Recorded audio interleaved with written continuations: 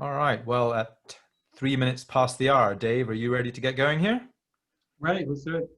All right. Well, hello, everyone, and welcome to our repeat webinar on how to reset your innovation portfolio to reflect the new reality. This webinar will cover and build upon some of the ideas that Dave and I have written about in our recent ebook of the same name. Now, for those of you that don't know Innosight, we are a growth strategy consulting firm that was founded 20 years ago by our colleagues, Mark Johnson and the late, great Harvard Business School professor, Clayton Christensen. Innosight's mission is to empower forward-thinking organizations to navigate disruptive change and own the future. Today, Dave and I are going to talk about innovation. Now, innovation has always been important, but since COVID-19, one of the most urgent questions that we're hearing companies ask is, to what extent has the coronavirus changed where and how much we should be investing in innovation? Now, if you think back to early 2020, pre-pandemic, organizations may have had a good set of strategies, a number of really smart, sensible initiatives. But now, COVID-19 has changed priorities. And so strategies are evolving, and companies are increasingly finding that the innovation portfolio is out of sync with the new reality. There is an urgent need to reset that innovation portfolio. So in this webinar, we will be sharing a powerful approach for how you can make sure that you are doing the right kinds and the right amounts of innovation. For those that don't know me, my name is Alasdair Trotter. I will be serving as your MC for this webinar. I have been a part of the Innosight team since 2006, and I co-lead our financial services and innovation performance practices with my awesomely talented colleague, Dave Duncan, with whom I had the pleasure of co-authoring a recent set of ebooks on innovation performance, and who will be co-hosting the webinar with me today. Dave, do you want to take a moment to introduce yourself? Yeah, I'll be really quick. Hi, everyone. I'm Dave Duncan, Senior Partner at Innosight. Worked a lot with Alasdair on all of those things he was just describing, and looking forward to the next hour and spending it with all of you. Excellent. Thank you, Dave. So before we begin, let me cover a few housekeeping notes. This webinar is being recorded, and the link to the recorded webinar will be made available to you all. We have muted all the lines, just with 100 plus people on the line. That probably is a sensible thing to do. Please submit any questions you have using the Q&A function that appears in the toolbar. For those of you unfamiliar with Zoom, there are a number of ways to interact. One is the Q&A function. That is the best place to share questions with us. We will be running a couple of polls during the course of the next hour. When that happens, it should be fairly obvious how to participate because a window will open on your screen. Once you have answered the question, please make sure to click the submit button. Otherwise, we will not see your answer. And then finally, there is a chat place, a chat area in the Zoom. We will not be able to monitor that all the time, although I think Dave will have it in range. Feel free to comment there, have a conversation there, but just noting that we will not necessarily be able to monitor or respond to questions that go in there.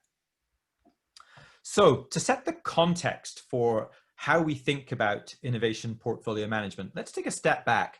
And I'd love to invite Dave to share a little about how Innosight thinks about corporate innovation in general, and specifically, what does it really take to drive innovation performance? Dave? Thanks, Alasdair. So I think every organization and leader that we've ever worked with or studied or read about agrees that innovation is important, and more than ever, it's a strategic capability you have to think about building and getting better at it in an intentional way. And in many cases, I'd say even in most cases, large successful organizations, even if they're self-critical about their ability to innovate, are actually pretty good at it. Otherwise, they never would have gotten large and successful to begin with. But pretty much everybody agrees they want to get better at it. And when they do, we see things that people try repeated over and over again. So some of the things that organizations try when they try to be more intentional about innovation, they might set up a special group that is a new growth group or an incubator that focuses on, outside the core, kind of crazy, disruptive, or more transformational innovation ideas, and kind of silo that off and let it pursue those ideas. You see things like company-wide ideation campaigns or idea jams where they solicit ideas from across the organization. They might set up something like a corporate venture capital group that invests in startups and kind of keeps its fingers on the pulse of what's happening on the periphery of the industry. They might hire a person and call them a chief innovation officer and task that person with building innovation capabilities. And so these are the types of things that companies try, and none of these things are intrinsically bad ideas. In fact, they can all be pretty helpful. But in our experience, they very often fail to drive what we're calling innovation performance, which is actual business results from the effort you're taking with innovation. And they often fail in really predictable, consistent ways. We see the same kind of patterns over and over again. And if we can summarize why that is at the highest level, if you want to move to the next slide, Alasdair, it's that all of these things that they're trying are what we would call a point solution. So they're trying to isolate a piece of the problem and fix that part of the problem. But innovation capabilities is a system design problem and a system building challenge. And you have to think about not just these isolated point solutions, but the whole system you need to put in place to enable you to get the performance you want out of innovation. And we have a model that we call the 5P model, which is depicted here. And I'll leave it as an exercise to the attendees to figure out why we call it the 5P model. But it's our way of thinking about and organizing and capturing all of the different components of a complete innovation system. And at a highest level, it has these 5 categories of components. Each of them can be broken down further into subcomponents. We're not going to go through all of those today.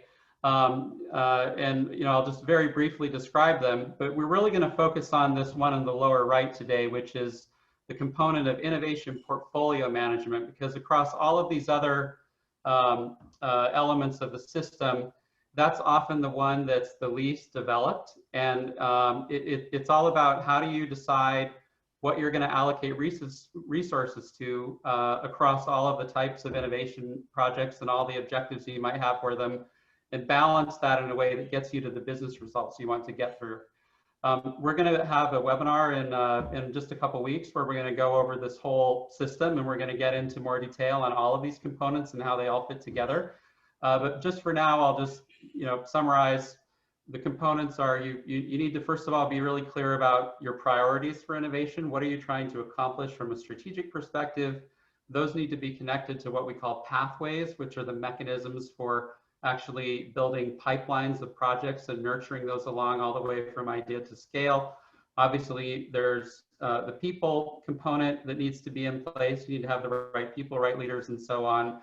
And then there's this piece that we're going to talk about today, which is this system for managing all of your innovation activity as a portfolio. So that's our focus today, and we'll come back in a couple weeks to talk about the broader system. Excellent. Thank you, Dave. So I'll turn it back over to you, Alfred. Yeah, let's dive in then on portfolio management. So let's start with the purpose. What is the purpose of innovation portfolio management?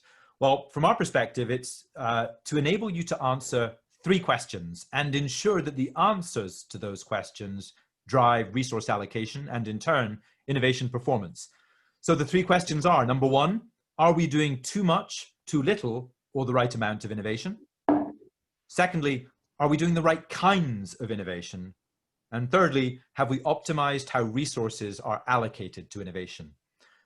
Now that we've introduced the 3 questions, I'd love to do the first of 2 polls with the folks on the webinar, which is to understand which of these 3 questions does your organization find it hardest to answer. So let me just open up the poll here. And I'm going to launch that now. You should all be seeing the poll pop up on your screens. Just curious for your quick reactions to this question. I'm seeing the votes coming in already. Do you find it hard to figure out whether you're doing enough? Is your portfolio sufficient? Is your portfolio got the right kinds of stuff in it? Is it aligned with your strategy?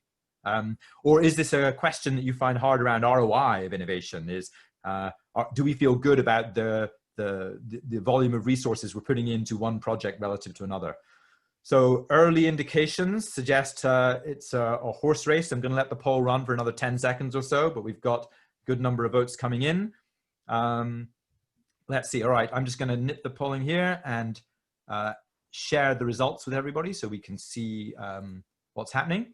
So it looks like we have about 14% of people saying, are we doing too much? That's pretty consistent with what we see. Most people have a pretty good sense intuitively, are we doing too little? Very rare to see too much. Always a delight if you discover you're doing too much, as that frees up resources. And not surprised to see a horse race between our innovation aligned with strategy and the ROI. You know, Dave, you've wrestled with this before. Any observations on the poll results? Just that I'm also not surprised. I think the second question, are we doing the right kinds of innovation, is really at the heart of the topic of this webinar, which is are your priorities, where you're placing your bets, aligned with the strategic context around you? And the third question on resource optimization, I mean, you're in the right webinar for that question, because that's really all about what portfolio management of innovation is for. So. Agreed. Well, that sets us up nicely for where we're going to go next. So with no further ado, let's dive in. So how do we answer these questions? Well, the Innosight perspective on how you answer these questions is to prepare for and conduct what we call a strategic portfolio review. And there are 4 steps for doing this. First, you have to define the portfolio of interest and figure out what's in, what's out of that portfolio. Now, what you choose to consider will depend on whether this is a strategic analysis to assess long-term growth, or whether this is an exercise that's going to be focused on identifying projects to cut in order to free up funding. Second, you have to clarify the performance goals for the portfolio. Now, this depends on the answer to the first question and the context for the analysis. If your portfolio is going to be focused on long-term growth, then your primary performance goal is likely to be something like, say, 2025 revenues. If the portfolio analysis is going to focus on pruning the portfolio, well, there may be a more nuanced set of performance goals around balancing, maximizing revenue given a fixed amount of investment. Third, you have to construct portfolio views to generate insights. Portfolio views are different ways of looking at your portfolio that yield insights into where there are issues or opportunities. And we're going to explore a series of portfolio views over the course of the next 20 minutes. And then finally, you have to use those portfolio views and the insights they generate to make decisions. Without leaders making decisions and taking action to move resources around in response to those insights, this exercise becomes nothing more than an interesting discussion. And the power of portfolio management lies in linking portfolio insights with resource allocation and strategy decisions. We'll now illustrate these 4 steps by sharing some stories of real-life strategic portfolio reviews that Dave and I have worked with leadership teams to conduct. So we'll start by looking at question 1. Are we doing too little, too much, or the right amount of innovation? Now, before I show you the first portfolio view, let me share some context. A couple of years ago, Dave and I were asked to lead a series of these portfolio reviews for a large business unit of a global financial services organization. Now, this is an organization that had multiple business units focused on B2B and B2C, multiple geographies, EMEA, North America, South America, and so on. Hundreds of projects, many of which were invisible to the senior-most leaders of the organization. So the portfolio of interest in this case was the needle movers, those projects which would drive meaningful top-line growth over the next 5 years for the major business unit who was asking us to do the portfolio review. Now, given that context, the performance goal for this portfolio was understandably focused on revenue generation, and in particular, new sources of revenue, given that the core business for this business unit was one where leaders were increasingly concerned about slowing growth. In fact, this business unit had established a very clear revenue target for 2025, and more importantly, a specific revenue target that they wanted their innovation portfolio to deliver against. Now, you'll note that to definitively answer the question, are we investing enough in innovation, requires you to first answer the question, how much growth do we need from innovation? Now, in this case example, we just shared that the client had already developed a point of view on the answer to that question. They knew exactly how much revenue growth they were going to demand from their innovation portfolio. Now, we're not going to dive deeply into how they determined the answer to this question in this webinar, but it is a really important question to ask and answer as a part of your innovation priorities. And we will explore how we would answer that question in one of the upcoming ebooks and webinars on innovation priorities that Dave mentioned a moment ago. So let me show you the first of our portfolio views now and walk you through what you're looking at. On this page, each bubble represents one project. So you can see that this analysis or this view represents 25 projects included. The size of each bubble, specifically the area, represents the risk-adjusted steady-state revenue in 2025. And this is basically the project team's assessment of what the revenues could be using art of the possible thinking. And it's very important to note that these were not projections or numbers which the teams wanted to be held accountable for hitting. The vertical axis here shows the total addressable market, and we've clustered that axis for simplicity into 4 rows of increasing market size as you go up the page.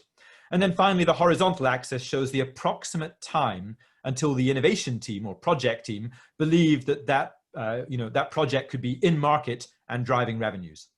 So if you look at a given project, let's say project X there at the center in the middle, this is clearly a pretty important project. It's 18 months from being launched, and it's not only going after a huge addressable market, but also expected to generate pretty significant revenues, despite the fact that it's been risk adjusted based on the fact that it's still in development.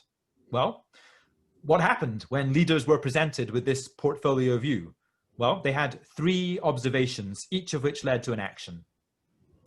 First, they realized that there were 4 projects which were still more than 2 years pre-launch, which despite going after large markets, because they're high up on the page, the teams weren't asserting that they were going to generate large revenues.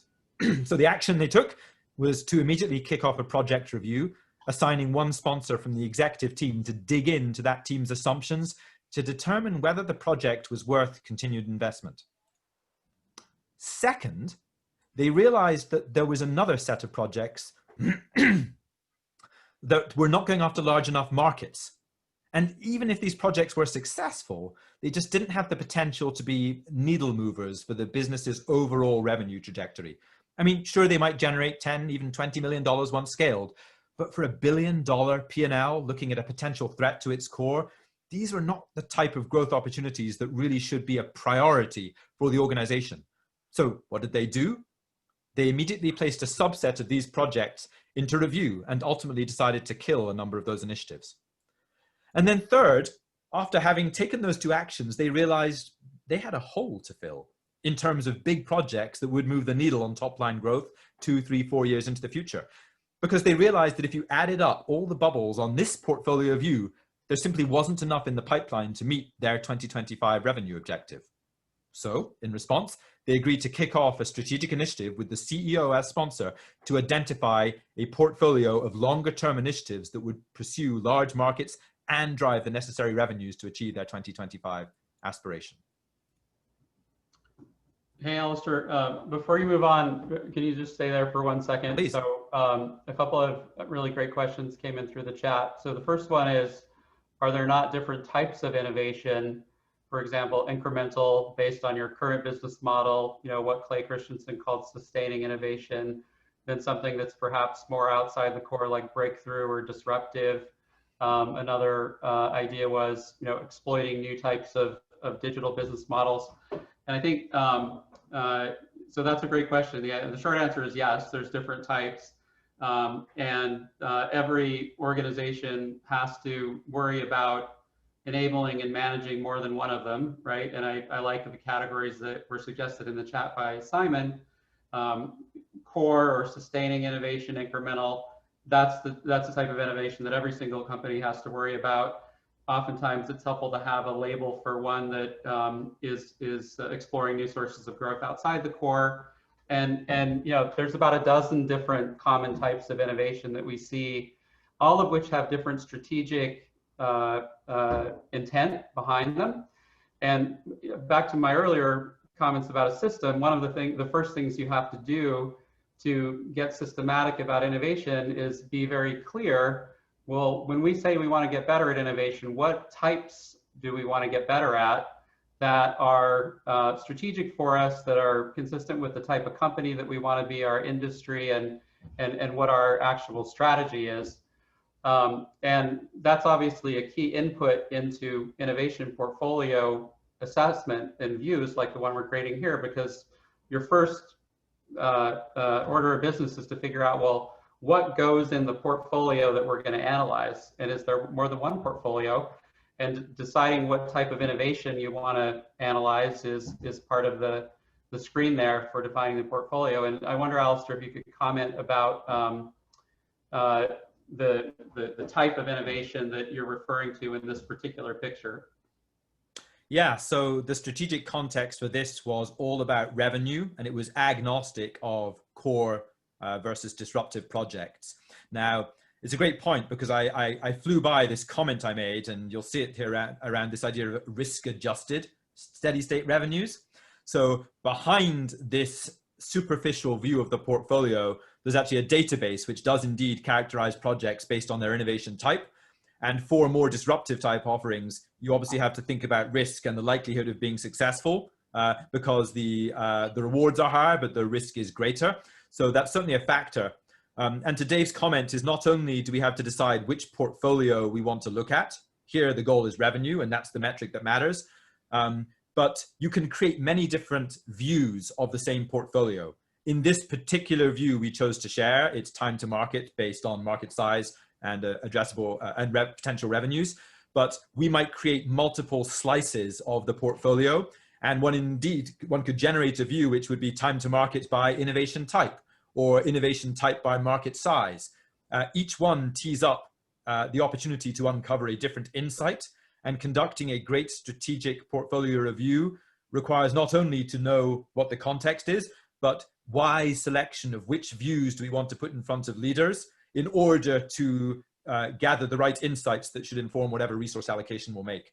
Now, in this webinar, we're going to touch on three types of view, one associated with each question. We will flash a slide later which shows another 15 or so views that we commonly use, and at least 2 of those will use innovation type as one of the axes. And in the ebook, I think we provide more detail on potential views that you might want to consider. But it's a great question and highly strategically relevant for organizations. So what I'd like to do now is build on the view that we have here. One helpful thing to discuss is common patterns that we see when you see a portfolio view like this. What might you learn? So the first pattern we commonly see is the Hail Mary, as we call it, in which you tend to see just 1 or 2 very large projects that aren't expected to contribute revenue for quite a period of time. We tend to see this pattern in organizations which are facing disruption for the first time, perhaps in many years. It's often an indicator that they're underestimating the risk of failure of a major, often transformative project in the future. And the obvious fix for this pattern is to quickly spin up a portfolio of initiatives focused on growth, rather than betting everything on the one. And the idea is there'll be a blend of riskier, high reward projects, as well as some that might deliver revenues in the short to midterm. The second pattern we call the incrementalist, in which you would see a large number of small to medium-sized initiatives, but the portfolio lacks any projects that would really move the needle for a business that purportedly cares about top-line growth or revenue contribution from innovation. This is a common pattern in organizations which have been consistently able to deliver steady growth from their core in the past. And as such, the pattern is not necessarily concerning, so long as there are no impending threats to the ability of the core business to sustain current growth rates. And so the fix here, if required, is once again to seek out and identify initiatives that look for greater impact, even if that pushes, and sometimes because it pushes, the organization to explore adjacencies where it might not have looked before. Third pattern we see is the unfocused portfolio. And this is often characterized by an underlying leadership struggle to narrow down the pool of interesting projects into the subset that really matters. And this is actually quite common in very large organizations, particularly where P&L leaders are empowered with a really high degree of autonomy, and in organizations where there is so much opportunity that it's genuinely hard to whittle down that set of opportunities and make decisions about where to focus. So to address this, it's actually important to revisit that strategic context, for example, long-term revenue growth, and then engage in the right leadership discussion to really drill down into where the business wants to be in 5 years, and then identify the most compelling opportunities that are not only large, but also create the most option value for the company. I'd say focus is the key word here. Dave, based on your experiences leading these types of discussions, any perspectives to share with the group? Yeah, I think one important thing to keep in mind is we're not, so when Alasdair is kind of showing these illustrative portfolio views, the number of projects or bubbles that are on the chart or projects that are in the portfolio, it's not every single innovation project that you have going on. What you're really looking to do is identify the most strategic projects that are needle movers relative to whatever the goal is. If it's about profit, if it's about revenue, if it's about some other set of strategic objectives, and define a set of thresholds and filtering criteria for what goes in the portfolio, and then create these views based on just those projects. This is a strategic portfolio review that is intended to guide leadership conversations so you can make real decisions that are strategic about resource allocation. It's not a comprehensive, pipeline review of everything that you've got going on. That has a different, purpose and a different approach. This is really about characterizing the strategic portfolio so you can have a strategic discussion about it. Yep. As opposed to a financial review in order to figure out next quarter's revenue numbers. Very good. So let's now explore the second question that leadership teams need to ask of their innovation portfolios, which is, are we doing the right kinds of innovation? And another way we would often describe that is the stuff you're doing aligned with your strategy? So once again, before we show you the second portfolio view, let's briefly discuss what we really mean by this, right? Innovation is always a means to an end. So doing the right kinds of innovation means, one, your innovation investments ought to support clear strategic priorities. For example, our priorities might be to innovate the customer experience, or to increase productivity, or perhaps to develop new business models and create new sources of revenue. In recent months, we've seen companies establish priorities around the low-touch economy as a result of COVID-19. These are all examples of strategic priorities against which you might want to align your portfolio. And we'll talk more about how we think about establishing those priorities in the upcoming ebook on innovation priorities. Now, the second kind of innovation can also mean that we're doing it with the right balance of risk. So as discussed earlier, for example, the balance of core, adjacent, and transformative innovations in your portfolio. And there are strategic reasons for wanting a blend of all three in every portfolio, but the ratio of each should be a deliberate choice for any company, and something that can be tracked over time to ensure that your portfolio is aligned with your intent. So this portfolio view is one of a series prepared for a multinational software company for whom one relevant question was, is our portfolio aligned with our strategic imperatives given where the world is heading? Now, this software company had defined a set of strategic priorities, but they had brilliant people, PhDs, scientists, engineers who were working in a variety of innovation labs, innovation centers, and some embedded in business units, who were always coming up with interesting ideas. And so one of the concerns the leadership team was worried about was that projects were emerging or being worked on and funded which were inconsistent with, or at worst, a distraction from the long-term priorities that the leadership team had laid out. So for this portfolio view, the portfolio included all projects that had been worked on by at least one FTE during the last 6 months.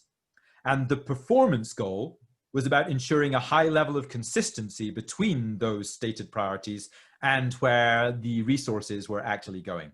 So let's look at the chart in more detail. Each rectangle represents one project, and the height of each rectangle or each box here represents the level of in-year investment, that's OPEX and CAPEX, in the project. Along the horizontal axis, we have 5 strategic imperatives that the organization had newly identified as being critical to drive long-term growth. And then the boxes stack, right? So if you look at column A, you can see that this organization was investing nearly $75 million in projects aligned with that particular strategic initiative. So let's ask ourselves again, what happened when we put this portfolio view in front of the leadership team? Well, first, they realized immediately that they were underinvesting in 2 of their strategic priorities, B and D. And what did they do? Well, that triggered an immediate conversation about how they should find a way to free up funds to drive additional project volume against those 2 imperatives. Second, the team was intrigued by the 4 projects that weren't aligned against any priority. And 2 of those projects, it should be noted, although you can't see it on this chart, were actually inside the same business unit, which was a project that had a lower growth rate than its peers. And in fact, the team realized that that business unit needed to identify more transformational projects in order to drive growth over the long term. So the team discussed whether these projects had a unifying theme that might shed light on a new strategic priority, but ultimately they decided to punt that decision until the annual planning cycle. So as we did before, let's look at some common patterns that we see happen when you look at these types of portfolio views. The first is the outside the box pattern, in which you see a large number of initiatives outside of formally stated priorities. This is a common pattern in organizations which have seen or are seeing a sudden change in strategy, whether that's driven by external factors like a pandemic or a significant move by a competitor, or even just an internal factor like the deployment of a new strategy. And essentially the portfolio is simply lagging behind the intent. So the fix, as is probably not surprising, is to move quickly to identify that list of non-aligned projects and then make decisions about which projects should be shut down and whether they might be repositioned in light of new priorities. And this is where, as you can imagine, we've been spending a lot of our time recently. The second pattern is the all-in pattern, where you can see one imperative and its associated projects absorbing the lion's share of resources. We see this in organizations where there has been a relatively recent strategy change and perhaps an oversteering of resources into the new imperative. But it can also be an indicator that the organization simply sees it as a lot easier to pursue initiatives here, perhaps because the organization already knows the customer, they have a channel or an existing platform they can leverage. So the fix here, if indeed one is required, is simply to ensure that any imbalances are understood and acceptable, with reallocation of resources being a choice open to the team if there is a disconnect between the intent and the reality of where the resources are going. And then the third pattern is the missing link, where there is significant underinvestment in one priority area. Again, not uncommon with newer priorities or harder priorities, and it can easily be addressed once it's brought to the attention of leaders. And clearly any realistic portfolio review, it never biases towards one of these patterns. It's usually a blend of these things happening in sequence. And so, but we find it helpful to illustrate the extreme cases of these portfolio patterns and share the insights on actions you might take to remedy. So once again, Dave, let me pull you in here. You've sat with me through a number of these recently. Any additional thoughts to build on the patterns here? Yeah, the question we're talking about now is, are we doing the right kinds of innovation? And so, there's an implicit question behind that, which is, what does it mean to be doing the right kinds of innovation? We mean, are we doing the things that we need to do to support our strategy? And in order to answer that question, you need this kind of analysis that we're sharing here, but then you also need to be clear about, well, what is your strategy and what are your strategic priorities for innovation? And if you think back again to the system framework I introduced earlier, the first component was this idea of clear strategic innovation priorities. And we have a variety of approaches that we advocate for how you characterize and sharply define what your priorities are. This discussion we had earlier about types of innovation that you need to pursue is part of that puzzle, right? So getting very clear about what we mean by innovation and the 3 or 4 types that are strategic for us.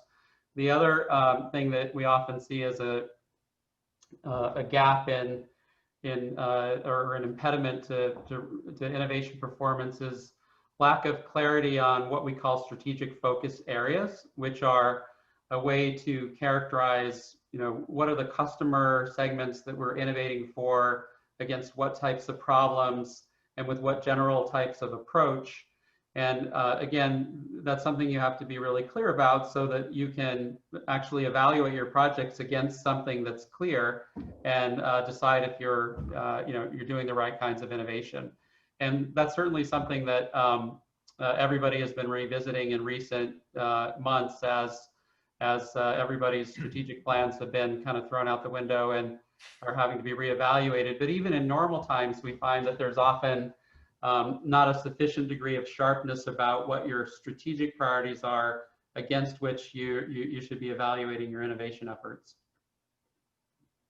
Yeah, I can't tell you the number of strategic priorities I've encountered over the years, which have labels like, blockchain, AI, consumer, and you tend to get interesting conversations, but ultimately they're not useful. And so, yeah, we spend a lot of time thinking hard about how to articulate priorities in a way that's useful, that actually gets into what good prioritization looks like so that you can line up your portfolio against it.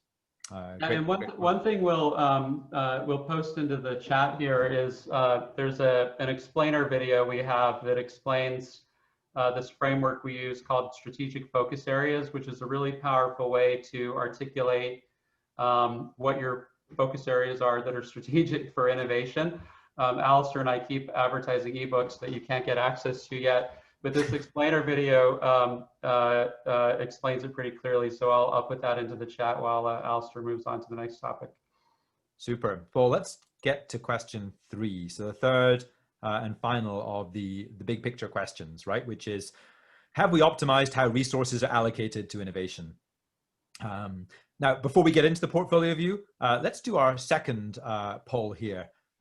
Which is actually the most common challenge that companies have when it comes to resource allocation around innovation, which is, how do you kill zombie projects? And for those of you who are not familiar with the term, a zombie project is one which, well, it really should be dead by now, but for some reason the project is still alive, even though everyone thinks it should be put out of its misery. And these projects can limp on for months, even years, consuming resources, sometimes causing problems to morale, not to mention the opportunity cost associated with using resources that might be refocused on other higher value projects. And so identifying and killing projects before they can become zombies is actually one of the key benefits of performing a strategic portfolio view, and one of the more obvious actions an organization can take when looking at how resources are being allocated to priorities. So let me tee up the poll here. There we go, question number 2, and we're going to launch the polling. Simple 5-point scale. Inside your organization, how easy is it to kill those projects which might otherwise become zombies? Some organizations are great at this, we've discovered. They have diligent processes. Other times you can't touch them because this becomes a political discussion. So always curious to find out where we are. So it looks like we've got about half the results in right now. I'm going to keep the poll open another 10 seconds. And then share some quick reactions. All right, another 5 seconds and I will end and share. A few residual votes coming in. Okay, let's call it there. So, I'm delighted actually by the slightly bimodal distribution here. So every time we do this, I feel like there's more people saying it's a little easier. So I'd love to think that our evangelism for killing zombies is slowly working, and I'd love to think that organizations are getting better. However, I'm also not surprised to see, more than half the people here say it's hard or very hard. and perhaps even delighted that it's not a huge number of very hard. It's just hard to do so. Dave, any reactions to the results here? No, I mean, every organization has zombies. There's really, and you know, it's not because people are not doing rational things. There's really logical, you know, reasons for projects to just keep going on and on, even beyond the point where they're likely to be successful. It's something we'll talk a little bit more when we talk about the innovation system more broadly. But it's common, and it's one of the, I'd say, most valuable things you can get out of a kind of portfolio review like this. You know, we often see that when you do this for the first time, as much as 30% of all of your spend or all of your projects could be in this zombie category. And it's not uncommon to see even more than that, either being subscale or not aligned with your strategy. And you really can identify a lot of opportunities to take those valuable resources and put them on projects that you know, are more likely to be successful and that are strategic for you. Yeah, and in fact, when we have asked organizations this question, what we have learned is that even those who believe it's easy believe that because they cannot point to any zombies in the organization. But once you go through the analysis we're about to share, it's actually a zombie identification analysis. And we've had discussions which have led to a 30% cut in resources, even after a leadership team believed up front that they didn't have any issues with this. Because in part, the trick is that these types of zombies can sometimes disguise themselves as going concerns. And so the trick is to be objective about how they assess. So let us jump into what we want to do here. Here we go. So this portfolio view is one can look at for the identification of zombies. There are many other cuts or portfolio views that help us get into resource allocation, and we'll share a few of those in a moment. This one is from a recent project with a global data and analytics service provider. So let me just touch on what's in the portfolio and what the performance goal is. The portfolio here consisted of all in-flight innovation projects that were consuming more than some threshold level of funding, right? So it wasn't recency, it wasn't market potential, it was, are we spending above some threshold? And the performance goal here was essentially the expected ROI on their innovation investments. So let me walk you through the view.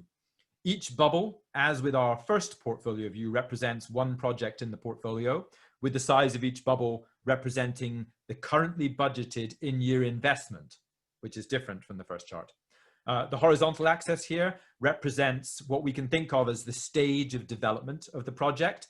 This is not a timeline. It's at what point or at what level of confidence have we reached based on the activities the project team is undertaking. And the wording here should look fairly familiar to many of you. The vertical axis here is the important one, which is the amount of time that this project has spent in the relevant stage on the x-axis. So if we pick an example, let's look at project W there at the top in the middle. We can see that it has been what we are calling the pilot phase, and that it's been there for 2 years. So when we showed a chart like this to the leadership team, what did they see? Well, for this particular view, there was really one goal, and 3 projects jumped out as what we would affectionately call being in the zombie zone. Of course, it's possible that these projects and their teams were just taking their time, but this particular leadership team decided that these 3 project teams needed some special attention. The executives were highly aware of all 3 projects, but they were actually surprised when they saw this chart at how long each project had spent in the most recent stage. They had previously perceived each project to be making good progress, but when they were pushed on exactly what good progress meant, the leadership team quickly realized that these teams were going through the motions. They were building prototypes and calling out their successes at subsequent versions of prototypes. They were running pilots, but they were not actually making meaningful advances towards critical milestones associated with entry into the next phase of the development process. In short, they already were, or were certainly close to becoming zombies. So to fix this, each of those 3 project teams was asked to define very clearly what would it take to get to the next stage in the innovation process. and the assumptions that that team would need to believe in order for those opportunities to realize their potential at scale. And based on the team's answers to those questions, one of the projects was shut down. The other two were given a very tight leash and aggressive timelines in order to meaningfully advance those projects. And in some cases, their in-year investment was actually reduced significantly so that the team would focus only on those activities required to advance the project into the next phase of the process. So as with all of our other portfolio views, there are some common patterns that we can see, and they're worth touching on briefly. The first is World War Z, where we see an infestation of zombie projects. We often see this in organizations which have undergone a change in leadership, and the new leader or new leadership team starts looking afresh at every project in the portfolio and bringing their own judgment on whether these projects are truly attractive and feasible. And that's not a bad thing at all. It's actually a great way to clean house and then bring execution in line with a new strategy. However, to ensure that the new leadership team doesn't fall prey to any of the same biases as their predecessors, we find it helpful to encourage the development of ongoing portfolio reviews, say quarterly, to ensure that no new zombies emerge.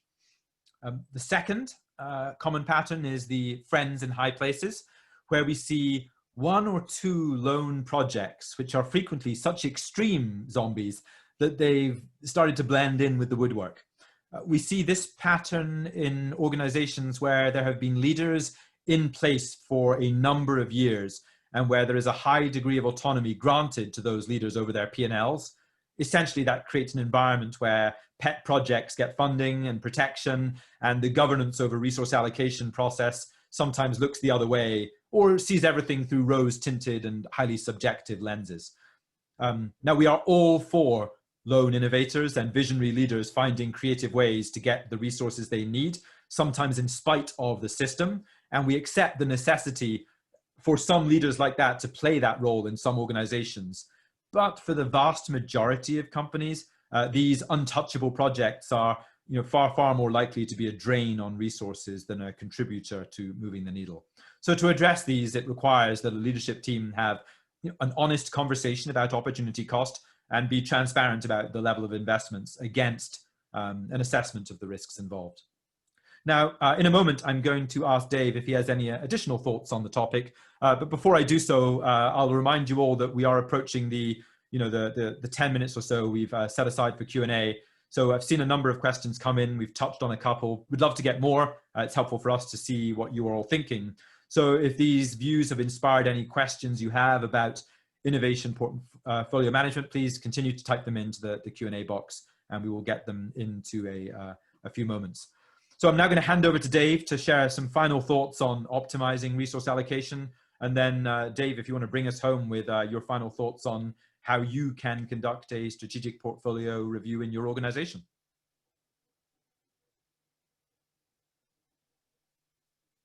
Dave, you're muted.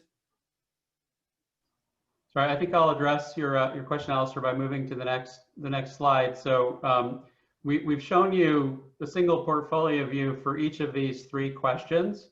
This is a little bit of an eye chart, but it's some additional portfolio views for each of these questions that we found to be pretty helpful. On the last question, specifically on resource allocation, Alasdair was just showing you kind of a zombie identifier portfolio view.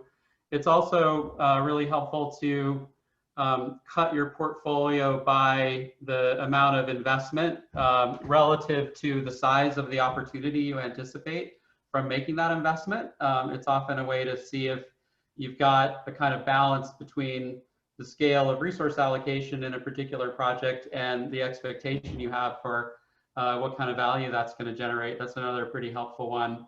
And in general, there are, these are some of the most useful ones. There's probably a handful of others that are helpful in these kinds of conversations.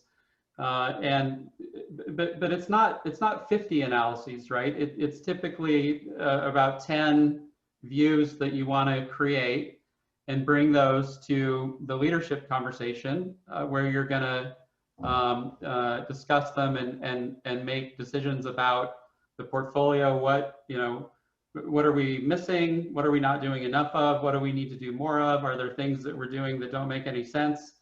And all of this really is aimed at empowering leaders to have that kind of conversation, right? It's not a kind of algorithmic exercise where you do all of these analyses and it spits out an answer about what you should stop doing or continue to doing. It's about informing a better leadership conversation so you can make better decisions as an organization. So I'll just maybe go really fast through the next slide, Alasdair, so we just have time for a couple of questions here at the end. So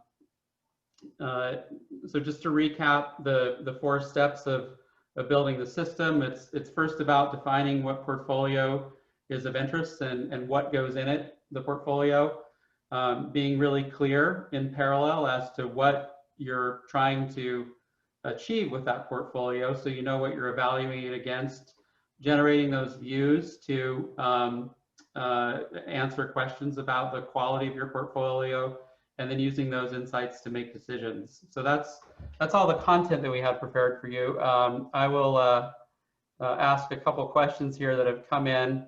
I think I'll combine a couple. So one question we had was, are there examples of this company, of companies that we've seen using this to adapt to COVID-19? And there was a related question earlier, which was examples of companies or sectors that we think do this well versus not so well. Any thoughts on those, Alasdair, on the COVID? Yes. So, you know, maybe I'll show this slide here. So Dave and I have been thinking about this systems lens for the better part of a couple of years, and finally getting around to sort of codifying our thoughts. And we are in the middle of writing fast and furiously. But the reason we focused on this portfolios piece is precisely because the pandemic has caused such an underlying change in what customers want, what jobs to be done they have, and essentially this misalignment between we were doing all these things, but now half of our innovation portfolio is not quite as relevant. We're just not quite sure which half. And you know, that sounds a little trite, but that's essentially the simply stated problem that we've been working with a lot of clients on.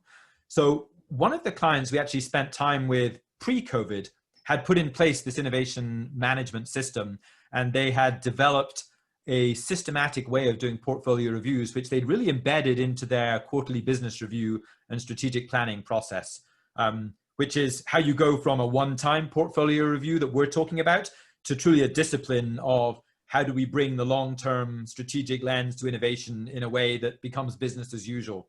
And this company did a really interesting thing right as COVID hit, which was they essentially declared a new strategic priority around COVID and then broke that down into a couple of details. But they used their existing portfolio management system and their QBRs and the data gathering mechanisms that they put in place to support this to basically capture in aggregate across this very complex global firm their COVID response, because they were being asked questions internally and by investors, which is what are you doing in response to COVID-19?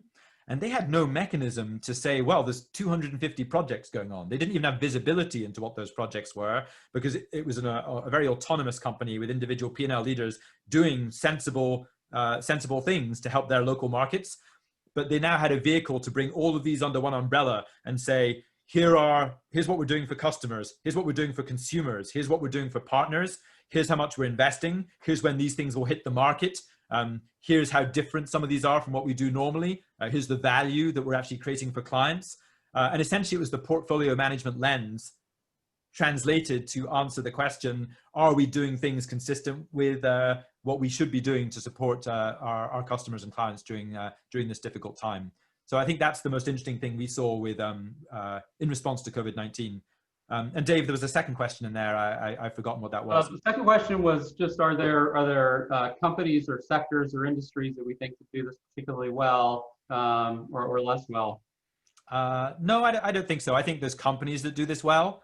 You know, if I was pushed, I might say doing this well requires a conversation between those gathering the data and those who are creating the data, running the project teams. Organizations which already have some level of discipline around their innovation process. For example, they have a way of doing market sizing. They are able to articulate, a stage gate process for innovation, are at a natural advantage because portfolio management takes advantage of any existing infrastructure you have in place to, do in a typology. So if you are an organization that already knows and has labeling for adjacent and disruptive innovations, who can say this is in pilot versus MVP versus early stage discovery. If you have a consistent way of doing things like market sizing and you use the language of jobs to be done, you are predisposed to be able to aggregate that same data about projects and create a leadership level view of what you're doing. If you don't have those underlying pieces, you just have, 100, 1,000 innovation projects, a lot of what goes into developing a leadership lens actually goes through the process of setting up some of those basic foundational layers of how do you name, how do you label, how do you categorize what you're doing in innovation. So it's not a sector answer, but it's are you well positioned to take the next step towards portfolio management answer. Yeah, so maybe we'll just take one more of these questions, and Alasdair, if you want to flash our contact information, because there's a bunch of really great questions here we're not going to have time for, but if you want to send one of us an email or connect with us on LinkedIn and send us a message, we can address them offline.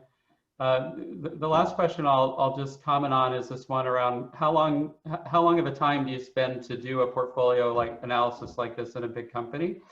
And doing this is both easier and harder than you might initially think, right? It's easier in the sense that you're not focused on 500 projects. It's often about 20 or 30 projects in the that are truly strategic, that go in these strategic portfolios that you want to assess.